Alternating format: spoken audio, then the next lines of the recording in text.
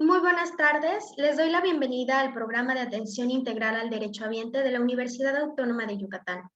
Mi nombre es Carla Georgina Cicero Sarmiento, soy licenciada en nutrición y el día de hoy tengo el gusto de hablarles acerca del tema, el sobrepeso y la obesidad, la verdadera pandemia del siglo XXI.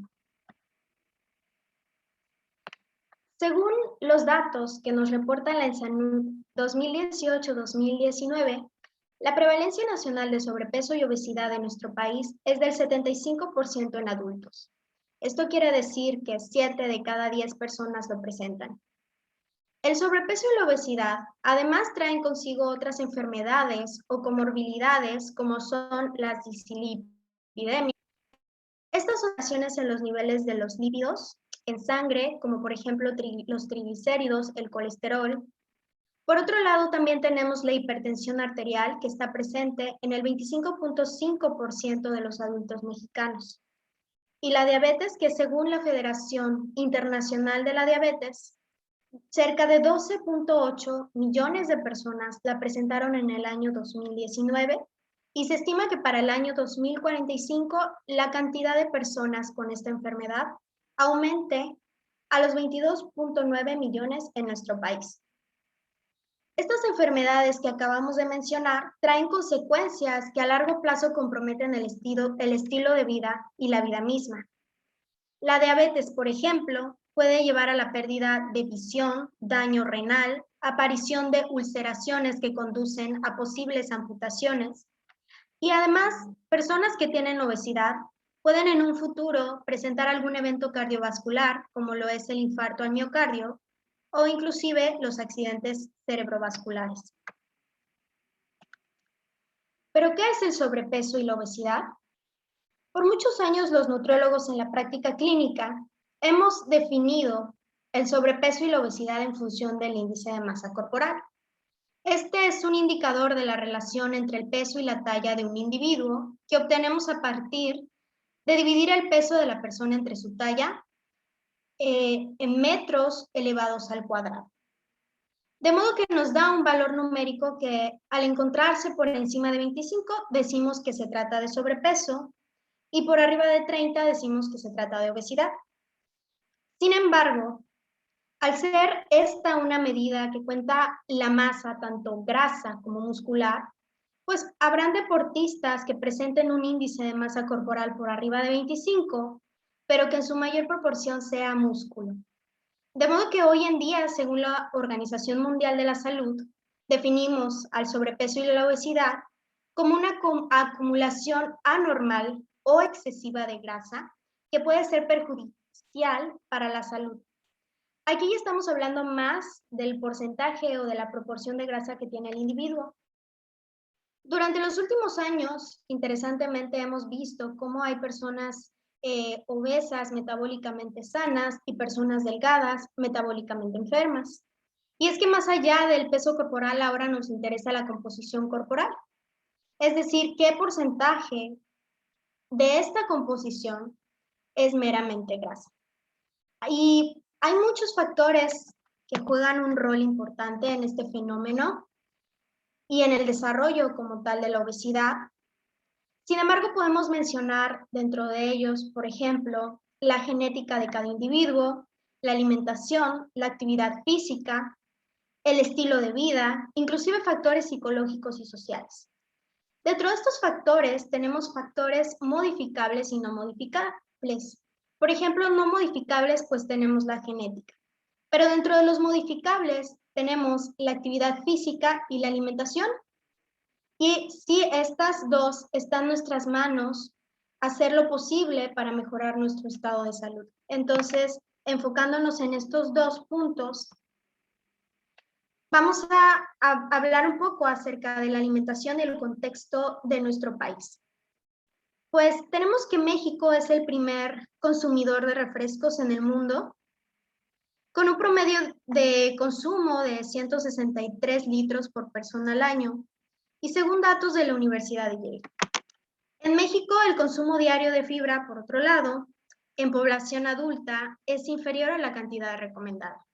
Estamos hablando que un sujeto adulto debiera estar consumiendo al menos 30 gramos fibra al día y está consumiendo aproximadamente 20.7 gramos.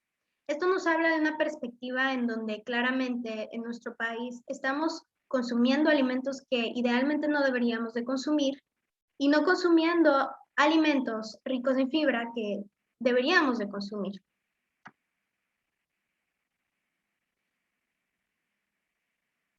Entonces, en lo que respecta a la alimentación, tenemos aquí una serie de puntos que ahorita vamos a mencionar, en los cuales podemos centrarnos como recomendaciones para poder mejorar nuestra alimentación día a día. Son puntos bastante sencillos y ahorita los vamos a abordar uno por uno. El primero de ellos es la frecuencia del consumo de los alimentos.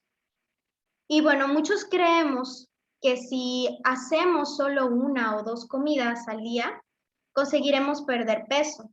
Y la realidad es que en la práctica clínica me he topado con personas que no desayunan o no cenan y que inclusive tienen obesidad mórbida.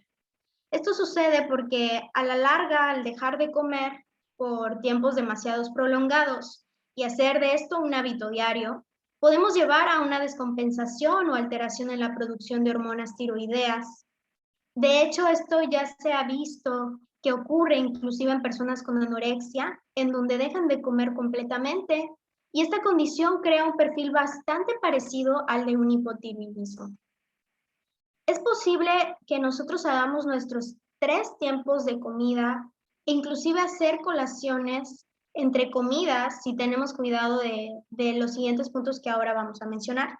Y de hecho, en los planes de alimentación, las personas realmente se sorprenden cuando ven que los menús en apariencia son muchas las preparaciones, pero al ver los resultados se asombran de que pueden perder peso sin dejar de comer o sin hacer dietas demasiado restrictivas. Y pues bueno, los puntos a prestar atención son, en primer lugar, la densidad calórica. ¿Qué es la densidad calórica? Bueno, esto hace referencia a aquellos alimentos que contienen una elevada cantidad de calorías en pocos gramos de producto. Aquí tenemos una imagen bastante representativa y lo que nos quiere decir es que nosotros podemos consumir alimentos que nos dan muy poca saciedad, pero que nos aporten muchas calorías. Y por el otro lado, podemos consumir grandes cantidades de un alimento, pongamos de ejemplo las verduras, que por su contenido de fibra nos darán saciedad y además muy pocas calorías. Por lo cual debemos nosotros de preferir alimentos de baja densidad energética. Por ejemplo, hablemos de que los refrescos y los jugos embotellados o de lata son ejemplos de alimentos de alta densidad calórica, mientras que las frutas naturales, las verduras, vamos a mencionar, por ejemplo, la toronja es una fruta, tiene una baja densidad calórica.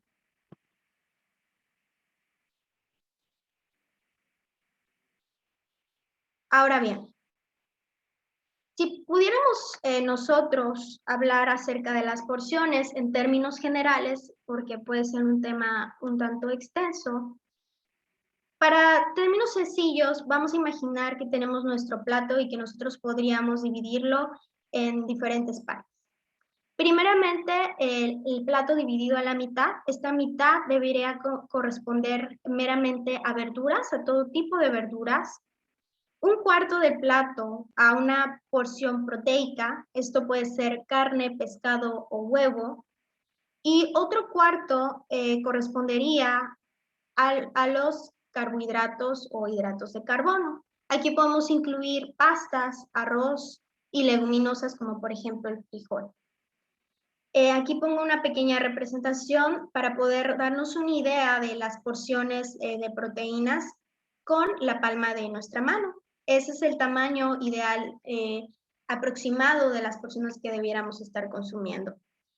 Y pues lo que son los cereales, arroz, las pastas, inclusive las frutas, podemos darnos una idea de la cantidad ideal que debiéramos de consumir, midiéndolo con el puño cerrado de nuestra mano.